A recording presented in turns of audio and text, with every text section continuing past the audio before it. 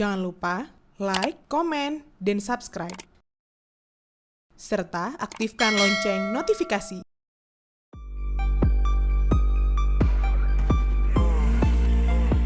Keputusan DPP Partai Amanat Nasional atau PAN memberhentikan kadernya, yaitu Harian, dari keanggotaan sekaligus mencopotnya dari kursi legislatif di DPRK Aceh Singkil, membuka kembali perdebatan lama tentang akuntabilitas partai politik dalam menangani dugaan pelanggaran etik kadernya. Surat keputusan nomor PAN-SC-SC-867-4 Romawi-2026 tanggal 10 April 2026 ini menjadi titik balik karir politik Harian sekaligus ujian bagi konsistensi PAN dalam menegakkan disiplin internal. Namun di balik keputusan administrasi tersebut tersimpan lapisan persoalan yang lebih kompleks. Konflik antara klaim moralitas publik, proses hukum yang belum tuntas, serta dinamika kekuasaan di tingkat lokal. Kasus ini bermula pada akhir Januari 2026. Ketika itu Harian tiba-tiba menjadi perbincangan publik di Kabupaten Aceh Singkil, Provinsi Aceh. Ini sejalan dengan pengakuan sejumlah warga di sana yang melakukan penggerebekan terhadap dirinya di satu rumah di desa Bukit Harapan, Kecamatan Gunung Meriah. Dalam penggerebekan itu, Harian diduga berada bersama seorang perempuan yang disebut-sebut bukan pasangan sahnya. Seorang warga berinisial BM mengungkap aksi tersebut dilakukan bersama suami perempuan yang bersangkutan. Menurut dia, penggerebekan tadi bukanlah tindakan spontan, melainkan berdasarkan dugaan kuat yang telah dipantau sebelumnya. Itu sebab warga mengklaim memiliki bukti berupa percakapan serta rekaman video.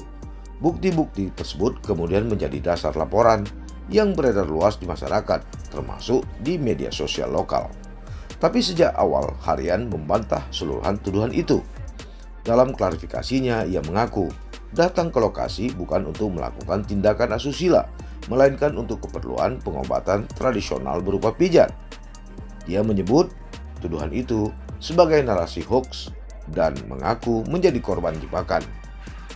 Lebih jauh, Harian juga mengklaim pengeroyokan terhadap dirinya saat berada di lokasi kejadian.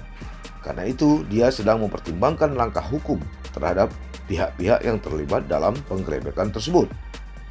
Begitupun di tengah simpang siur informasi dan upaya Harian membela diri, pengurus DPW PAN Aceh justru mengaku telah menerima laporan terkait dugaan pelanggaran tadi. Wakil Ketua PAN Aceh Fuadri menegaskan, partainya memiliki standar tegas terhadap pelanggaran berat. Kata dia, partai tidak mentolerir pelanggaran seperti korupsi, narkotika maupun perbuatan asusila. Pernyataan itu menunjukkan bahwa PAN memposisikan dugaan tersebut sebagai pelanggaran serius, bahkan sebelum adanya putusan hukum yang ingkrah. Hal ini memunculkan pertanyaan tentang sejauh mana proses internal partai berjalan secara transparan dan berbasis pembuktian. Sumber internal partai yang enggan disebut namanya menyebut pembahasan kasus Harian dilakukan secara berjenjang, mulai dari tingkat wilayah hingga pusat. Namun detail proses pemeriksaan tidak pernah dipublikasikan secara terbuka. Keputusan akhir berada di tangan Dewan Pimpinan Pusat yang kemudian resmi memberhentikan Harian. Surat itu ditandatangani Ketua Umum DPP PAN Zulkifli Hasan dan Sekretaris Jenderal Eko Hendro Purnomo. Sebagai pengganti Harian, Zulkifli Hasan atau Julhas menetapkan Padilah Pasmi sebagai pengganti melalui mekanisme pergantian antar waktu. Padilah merupakan peraih suara terbanyak berikutnya dari daerah pemilihan Aceh Singkil 1 pada pemilu 2024 lalu. Secara prosedural, penunjukan ini sesuai dengan ketentuan perundang-undangan, tapi proses PAW tidak sekedar administratif. Sebab dalam konteks politik lokal, pergantian itu berpotensi mengubah peta kekuatan di DPRK Aceh Singkil, terutama jika Harian sebelumnya memiliki basis dukungan yang kuat. Tapi Ketua Harian DPW PAN Aceh, Razami Dekcut, punya pendapat lain. Dia mengaku menghormati keputusan DPP dan akan mengawal proses administrasi hingga tuntas. Seluruh tahapan katanya akan dijalankan sesuai mekanisme perundang-undangan agar tidak menimbulkan polemik di kemudian hari. Pernyataan tersebut justru menegaskan adanya potensi polemik, baik di internal maupun di masyarakat.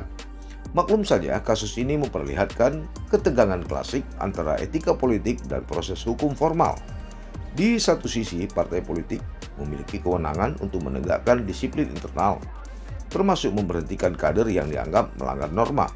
Di sisi lain, tuduhan terhadap harian belum diproses secara hukum hingga menghasilkan putusan pengadilan.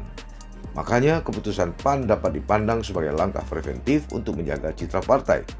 Hanya saja, tanpa transparansi proses, keputusan tadi justru berisiko karena dianggap sebagai bentuk pengadilan internal yang tidak akuntabel.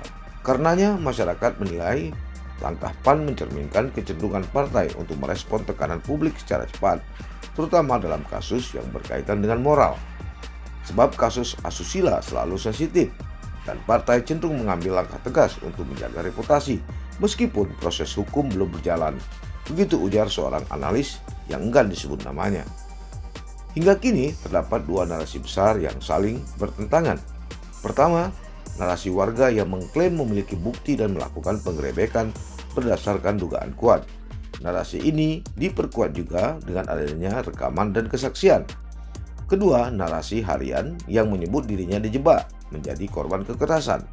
Perbedaan ini belum terjembatani oleh proses hukum yang transparan. Sebab tidak ada informasi masyarakat mengenai apakah kasus ini telah dilaporkan secara resmi ke aparat penegak hukum atau sejauh mana penyelidikan dilakukan. Ketiadaan proses hukum yang jelas itulah membuat ruang spekulasi semakin luas. Kasus ini tidak hanya berdampak pada individu, tapi juga pada kepercayaan masyarakat terhadap institusi politik.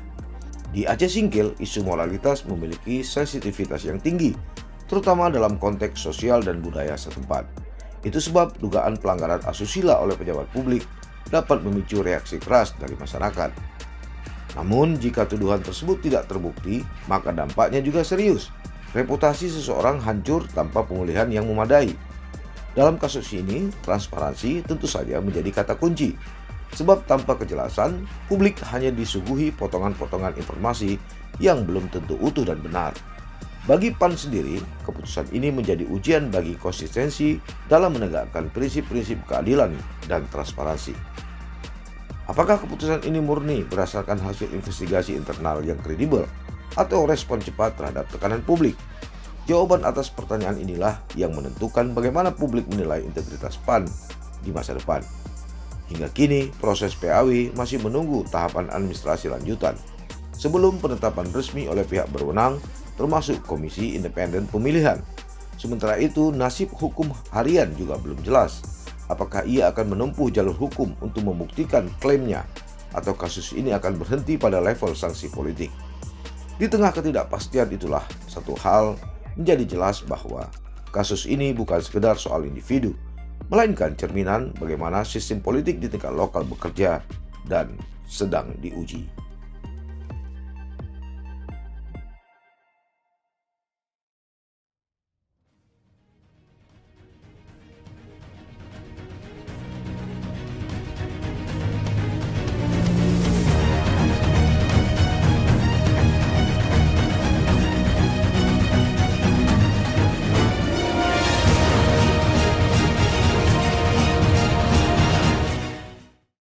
Jangan lupa like, komen, dan subscribe. Serta aktifkan lonceng notifikasi.